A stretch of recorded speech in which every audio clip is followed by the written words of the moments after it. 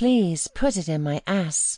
8 anal sex stories. Virgin Anal Sex Erotica Threesomes Erotica Collection. Written by Nicki Minaj and Kimmy Welsh. Narrated by Sierra Kline, Allison O'Keefe, and Talula Rouge. Tex-Ass Hold'em. Anal Brats 21. First time anal sex erotica. All in, said Alistair McGeary, and he pushed his chips to the center of the table. Around us, the onlookers mumbled, many of which had been knocked out of the private game by the very same person who was now pushing in all his chips. Call, I said calmly, and I met his bet with a sizable stack of my own. The dealer matched my stack with McGeary's and handed me back a small amount of chips. This was it.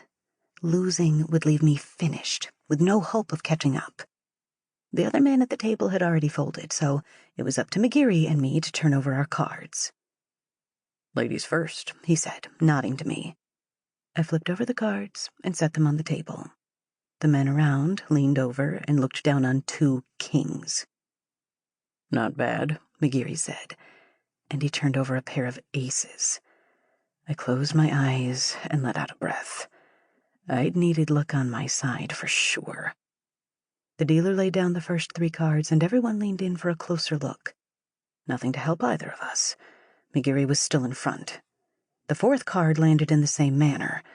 My shoulders dropped, and I started to sit back in my chair, resigned to defeat. I'd done well to make it this far in a group of 12 of the richest guys in New York. I'd represented the women well. Good luck, I told McGeary. He looked at me with a wry smile.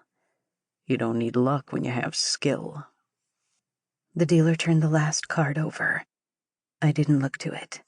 Instead, I focused on McGeary's face and watched that shit-eating grin disappear from it. King of clubs, the dealer announced. Ms. Byfield is the winner.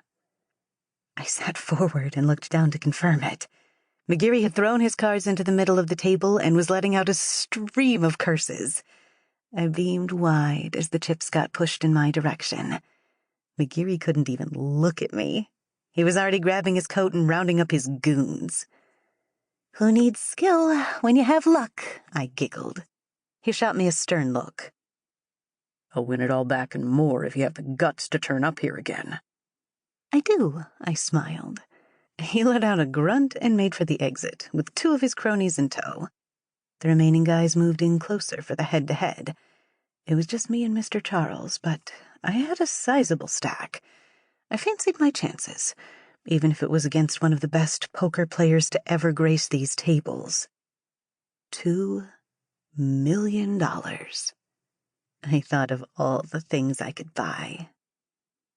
Are we ready to continue? The dealer said. Unless Miss Byfield would like to make a deal, Mr. Charles offered. I thought long and hard. I could get a lot for $1 million, too. What kind of deal? I probed.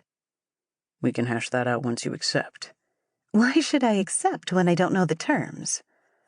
They will be favorable, he said. I'd accept, came a comment from the small audience. Best chance you've got. I pursed my lip and looked to the guy. Remind me when you went out again. His eyes shifted away. He was one of the first to be beat. His $170,000 hadn't exactly given him its money's worth. Leave us, I said, waving a hand. There were murmurings. Can she do that? One person asked. The format said nothing about an audience, the dealer said. The entrants are free to request whatever circumstances they like, as long as they all agree. We don't even get to see who wins, one asked.